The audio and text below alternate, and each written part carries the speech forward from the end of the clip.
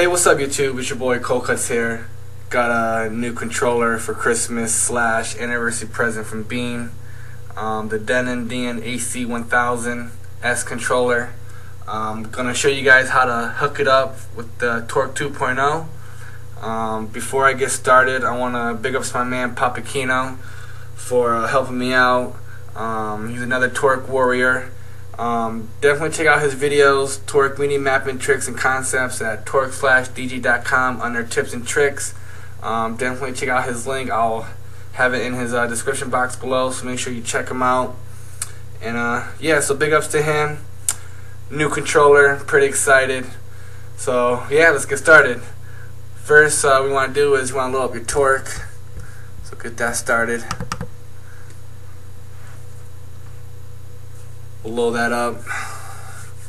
Just take a few seconds or so. So yeah, I'm going to show you guys how to select your files, how to load up your tracks.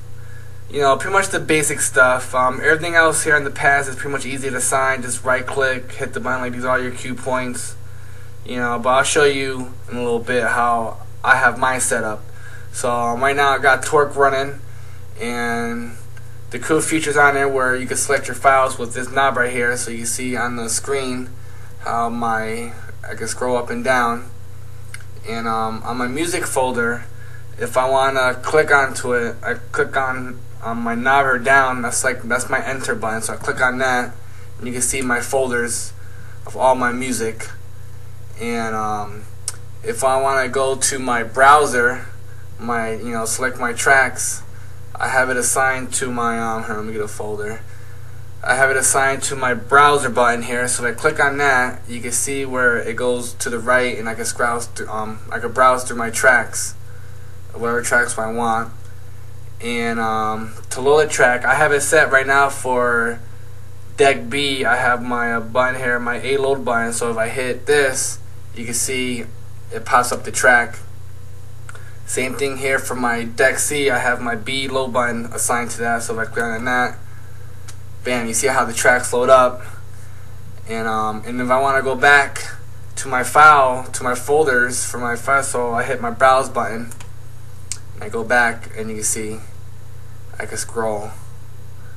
And for me, well, I have assigned, you got your cue points, you got your in and out loops, your loop ins, your cuts. And for me, I got my sampler button here. That's my cut record, which I'll show you.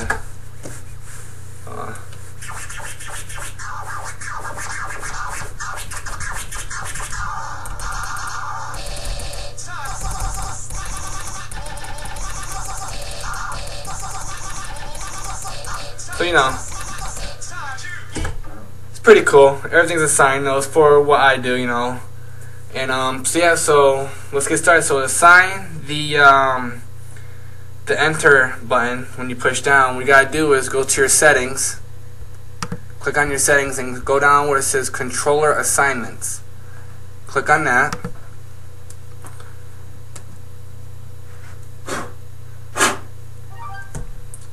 And you should have another one to pop up. And what you want to do is you want to go up here where it says device, and then you click on that, and you want to click on your Denon hc1000s device.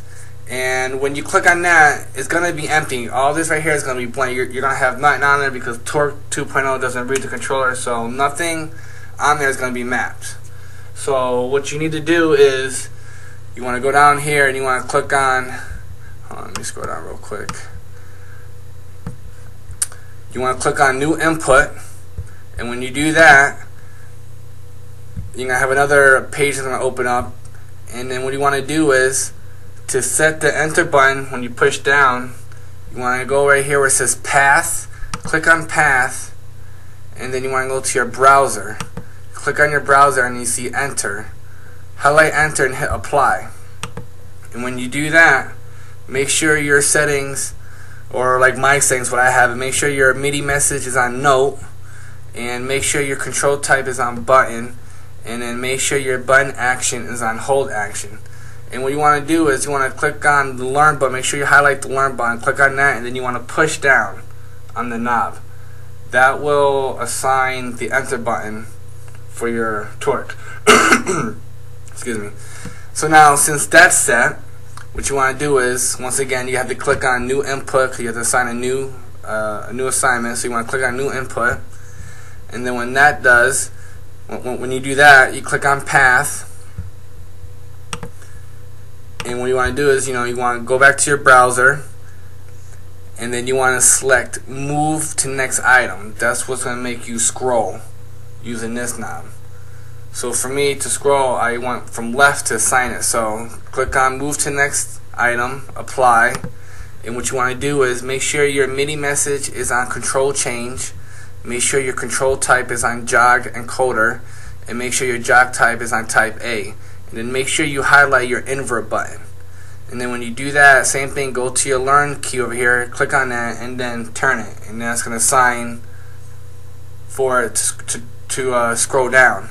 Now, to scroll back up, you want to do, once again, you want to go to new input, click on that, and then when you do that, you go to path, move to previous item, highlight that, hit apply, and then same thing, when you do that, make sure your MIDI message is on control change, make sure your control type is on jog encoder, your jog type is on type A, and make sure your invert button is not highlighted, keep it gray.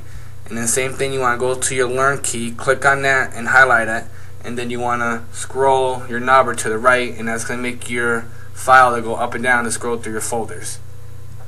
Now, since you have that set, to get to your browser to select a track, what you want to do, once again, you got to go to new input, click on new input. When you do that, you go to path, go into your browser and click on current view, hit apply.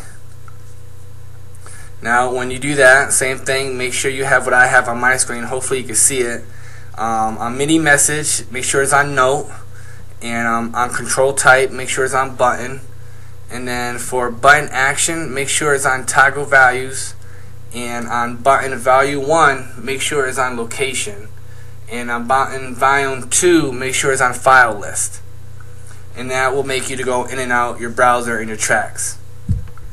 Now since that's mapped and ready to go, now to load up your tracks, same thing, you want to go to new input. When you click on new input, same thing, you go to your path, and then you want to go to your engine. Click on engine, and then you want to scroll down. So say if you're doing deck B, you want to go to deck 2, click on deck 2, and you want to go down where it says loop. Click on loop. No, I'm sorry, not loop, my bad on that. Go down, it says double load or unload track, click on that, and then click on load track to deck.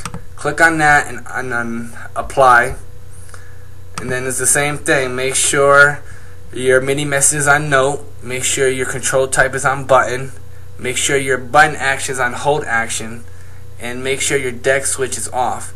And the same thing, you want to go to your learn key, click on it, highlight it, and then you want to hit your A load button.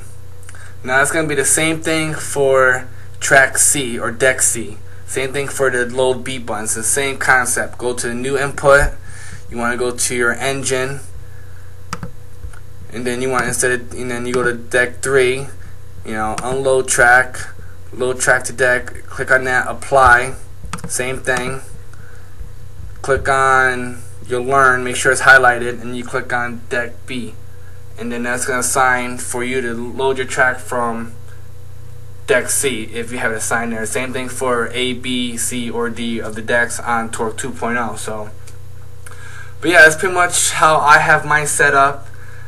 For right now, I'm still learning.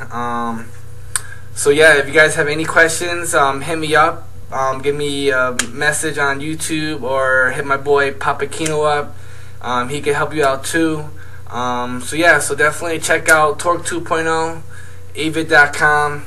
It's your boy DJ Koldkuts, and this is my new Denon hc1000s controller. Peace.